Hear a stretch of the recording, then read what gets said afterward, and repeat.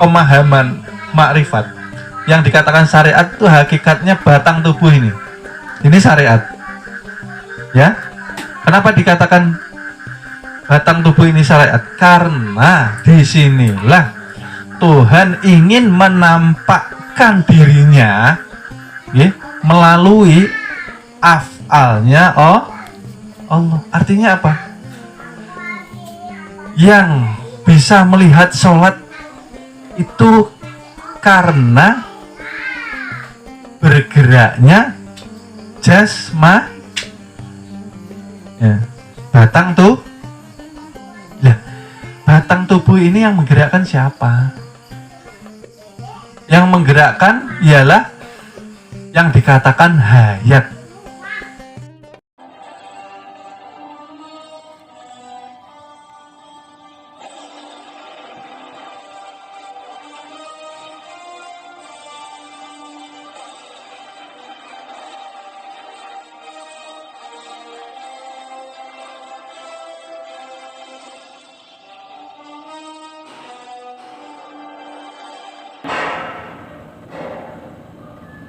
Selama ini berarti kita mengotori amanah Tuhan yang ada di dalam diri kita.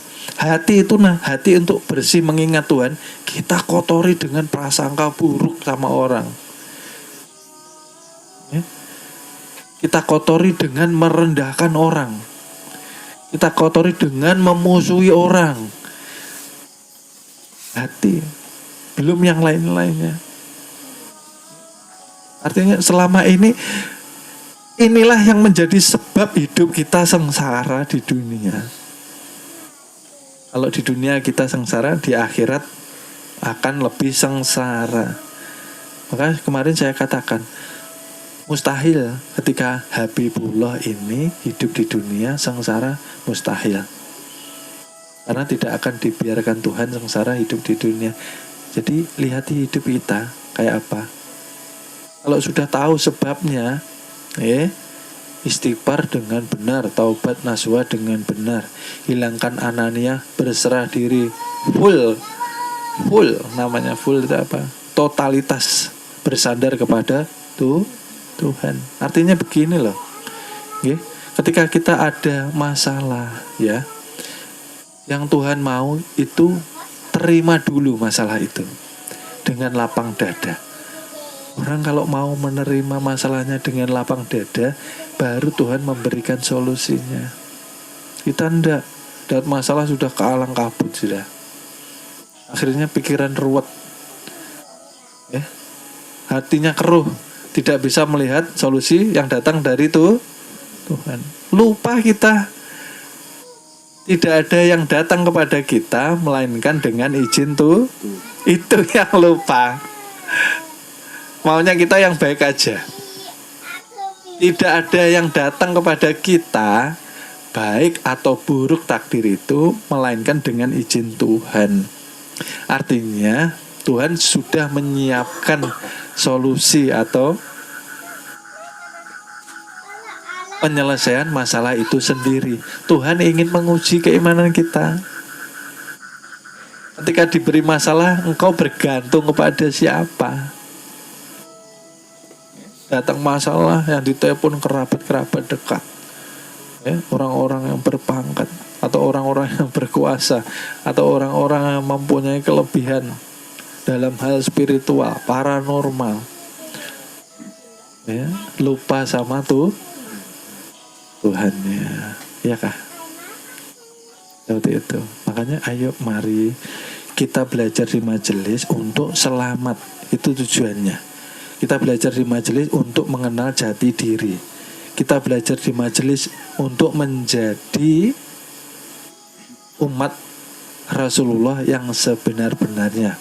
Kembali kepada ahlu sunnah wal jamaah. Kita kan mau selamat. Kita tidak mau jadi hantu. Kalau mati hanya jadi hantu, matinya hanya jadi hewan, percuma.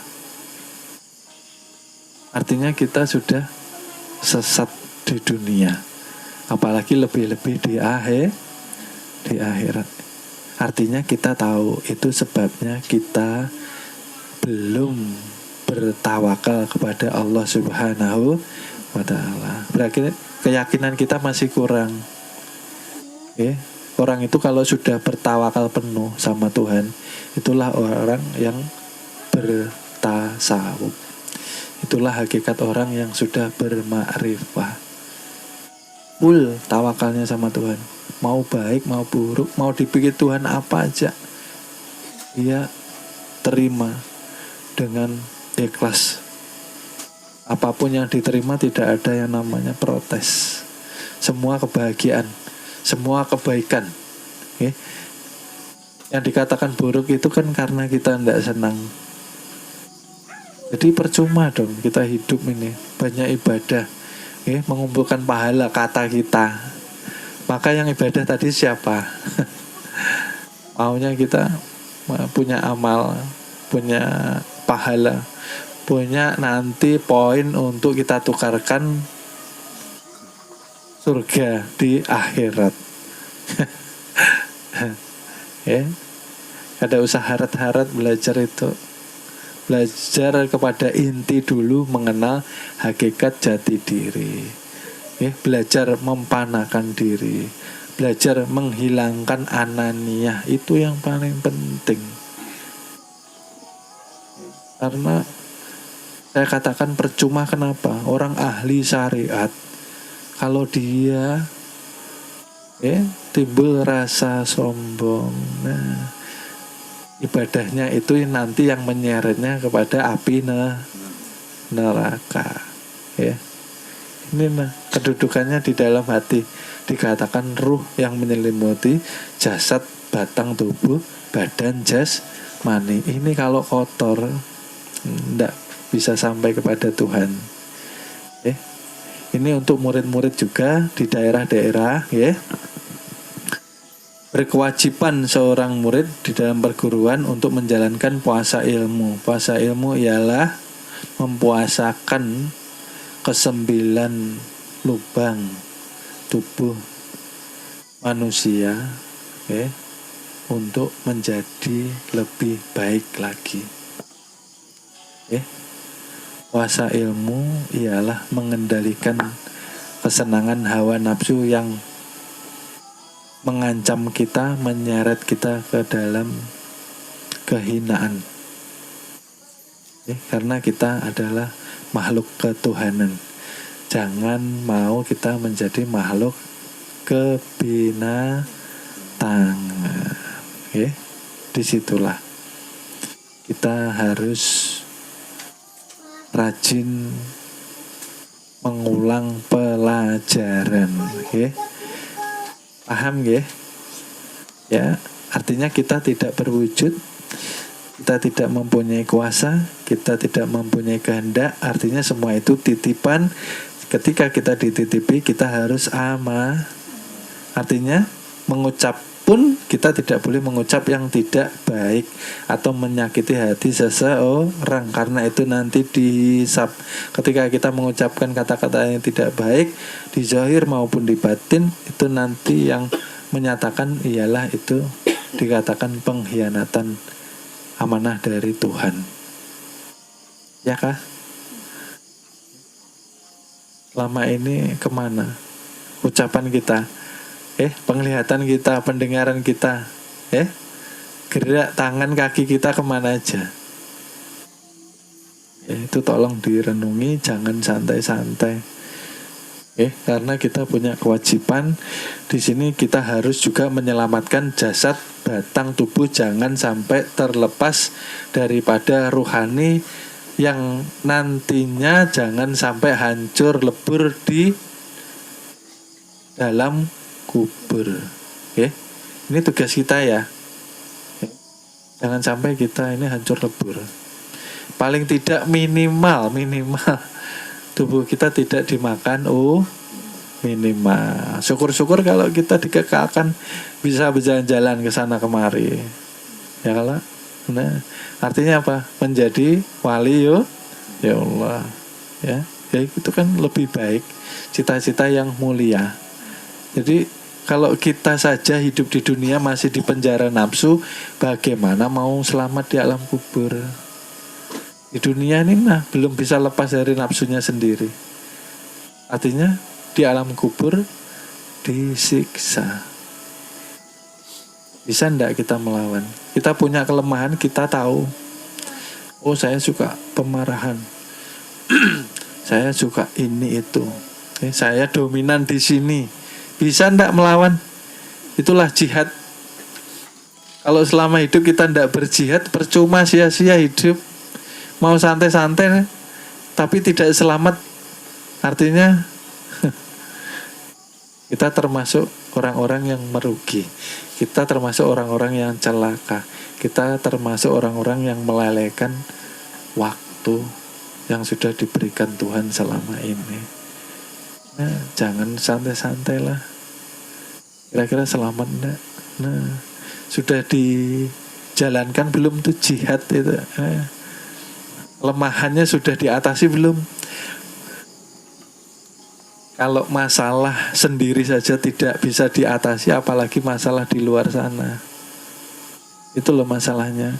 Kita tidak bisa menyelesaikan masalah di luar sana karena kita belum bisa menyelesaikan masalah dengan diri kita sendiri. Ya, itu yang poinnya. Ya, jadi manusia itu jadi manusia yang baik. Dijauhi semuanya. Yang dilarang, yang dibenci Tuhan itu dijauhi. Loh. Jadi setiap berbuat, setiap beramal yang tidak baik direnungkan dahulu. Kira-kira Allah ini ridho atau tidak? Kira-kira ada efeknya atau tidak? Salah satu contoh ya seperti ini. Ketika orang bernafsu mencari rezeki, bernafsu nih, contohnya orang bisnis, orang dagang. Ketika dia ingin mengejar poin yang lebih, artinya dia sudah bernafsu. Bernafsu itu ketika mendatangi rezeki bagaikan api mendatangi kertas. Terbakar enggak kertasnya? Seperti itu. Kita slow aja, santai. Yang penting ikhtiar. Jangan tergesa-gesa.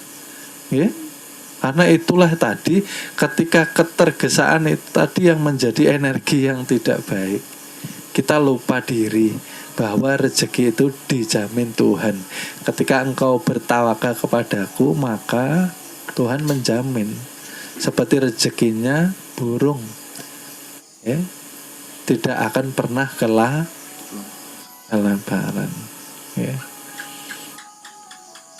Mungkin sementara kita cukupkan kajian malam ini. Yang menjadi pesan daripada kami, poinnya ialah gapailah keselamatan hidup dengan menggapai kesadaran hakikat diri, memperbaiki kualitas ibadah, memperbaiki kualitas taubat kita, memperbanyak dan berlomba-lomba beramal kebaikan. Dan murid harus jihad, harus merubah sifat yang tidak baik yang ada di dalam dirinya. Tidak boleh mengikuti sifat hewan dan tidak boleh mengikuti sifat syaitan. Dibuang sifat ananiahnya, keakuannya, dibuang, hilangkan. Keegoan diri jangan sampai terlihat adanya diri ego kita. Dan jangan bosan di dalam menempa diri untuk menggapai keilmuan. Karena kita harus istiqomah. Mudah-mudahan Allah memberikan ampunan, rahmat, hidayah, memberikan akhir yang baik, husnul khotimah kepada kita semua. Amin, amin ya robbal alamin. Terima kasih kami sampaikan kepada Bapak Ibu dan adik-adik yang hadir di majelis maupun di daerah-daerah. Mohon maaf, mohon ridhonya dunia akhirat. Apabila ada salah kata itu dari kami, dan adapun kebenaran itu dari Allah Subhanahu wa Ta'ala. Mohon maaf, mohon ridhonya dunia akhirat. Kami akhiri sekian. Terima kasih. Wassalamualaikum warahmatullahi wabarakatuh. Mohon maaf, akan kami lanjut ke episode berikutnya. Terima kasih. Mudah-mudahan kita mendapatkan keberkahan dengan wasilah junjungan Nabi besar Nabi Muhammad Sallallahu Alaihi Wasallam. Mudah-mudahan kita dikumpulkan di surga bersama junjungan Nabi besar kita Nabi Muhammad Sallallahu Alaihi Wasallam. Amin amin ya robbal alamin.